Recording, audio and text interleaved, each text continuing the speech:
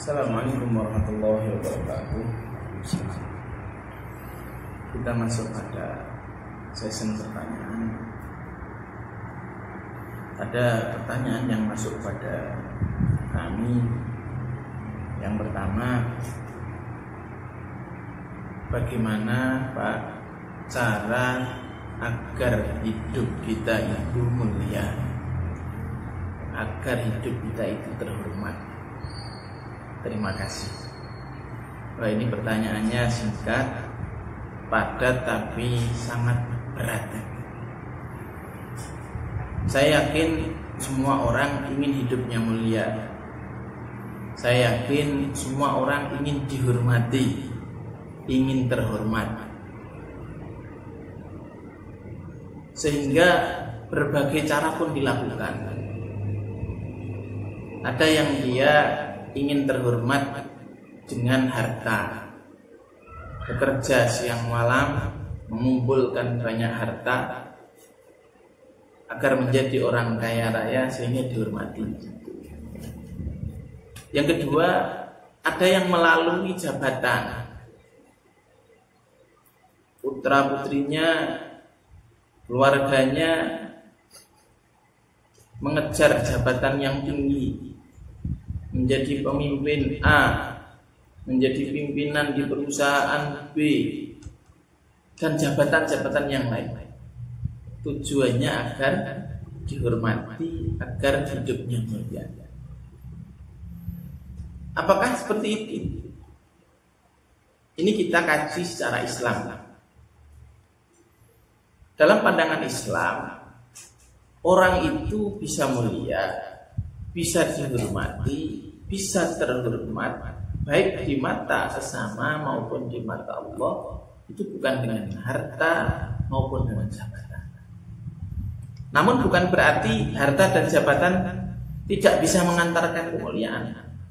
Tidak begitu. Maksudnya itu bukan satu-satunya cara agar hidup itu terhormat. Jadi harta dan jabatan itu bukan satu-satunya cara untuk hidup mulia ataupun dihormati. Sebagai contoh, panjenengan semua punya tetangga yang kaya raya. Namun tetangganya panjenengan itu bakhil banget, pelit banget. Jadi kaya raya, rumahnya mewah, panjenengan baru mau nyentuh pintunya aja sudah dilarang. Jangan sentuh-sentuh, nanti rumah saya tayang. Pasti semua orang di desa itu tidak akan respect, tidak akan suka, tidak akan menghormati.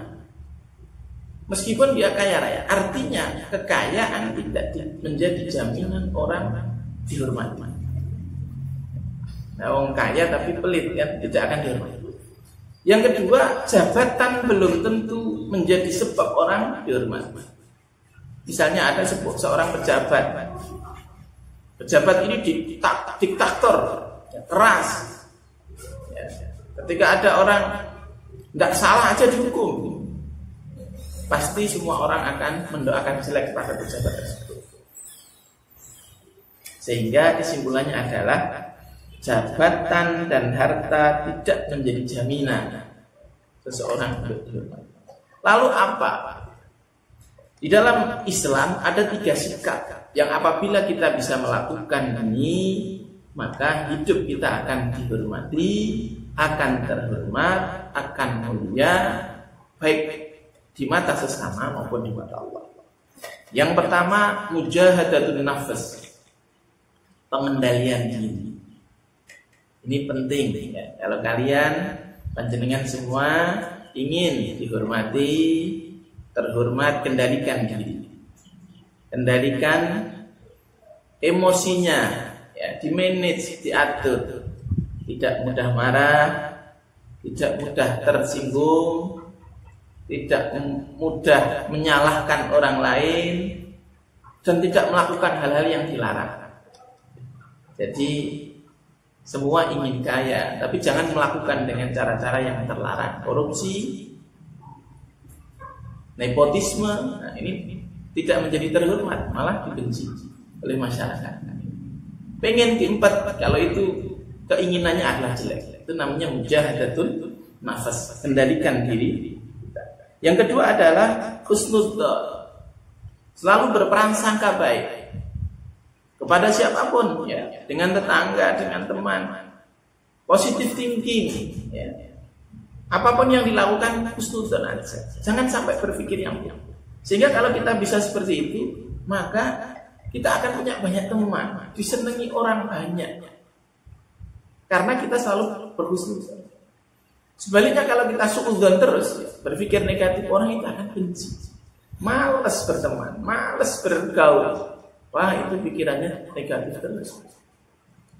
Hal ini disebutkan oleh Allah dalam Al-Quran surat Al-Hujurat ayat 12. Bismillahirrahmanirrahim. Ya ayyuhalladzina amanu istanibu katsiran minadh-dhann. Inna ba'dadh-dhanni itsmu wa la tajassasu wa la yaktab ba'dukum ba'dha. Ayuhibbu ahadukum ayyakula lahma akhihi maitan fakarihtumu wattaqullaha innallaha tawwabur rahim. Ya ayyuhalladzina amanu, hai orang-orang yang beriman, istanibu katsiran minadh-dhann, jauhilah banyak dari prasangka. Inna ba'dadh-dhanni itsmun, karena sesungguhnya sebagian prasangka itu dosa. Wala tajassasu, dan janganlah kalian mencari-cari kesalahan orang lain. Wala yaktab ba'dukum ba'dha, dan janganlah kalian menggunjing sebagian satu dengan sebagian yang lain. Ayuhibbu ahadukum ayyakula lahma akhihi maitan fakarihtumu. Apakah ada di antara kamu yang suka memakan daging saudaranya yang sudah mati? Tentu kamu merasa jijik. Wattaqullah, dan bertakwalah kepada Allah. Innallaha tawwabur rahim. Yang ketiga, syarat yang ketiga agar hidup mulia adalah lakukan ukhuwah Islamnya atau persaudaraan. Jadi anggaplah semua orang sesama Islam, orang sesama iman itu adalah saudara kita. Artinya apa? Tidak mudah bermusuhan, tidak mudah marah. Kalau misalnya bermusuhan, itu layaknya adik dan kakak itu segera membaik. Ini dasarnya dalam firman Allah surat ayat 10. Bismillahirrahmanirrahim. Innamal mu'minuna ikhwatun fa aslihu baina akhawaykum wattaqullaha la'allakum turhamun. Ini yang dicontohkan oleh Nabiullah Yusuf. Nabi Yusuf itu sebelum menjadi nabi, beliau didolimi oleh saudara-saudaranya. Dari kecil beliau itu dibuang oleh saudara-saudaranya di dalam sumur. Kemudian Nabiullah Yusuf itu dijual oleh yang menemukannya.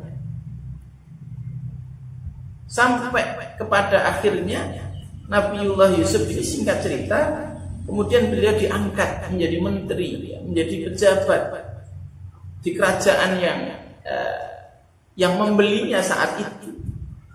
Ini adalah manfaat daripada tiga sikap ini.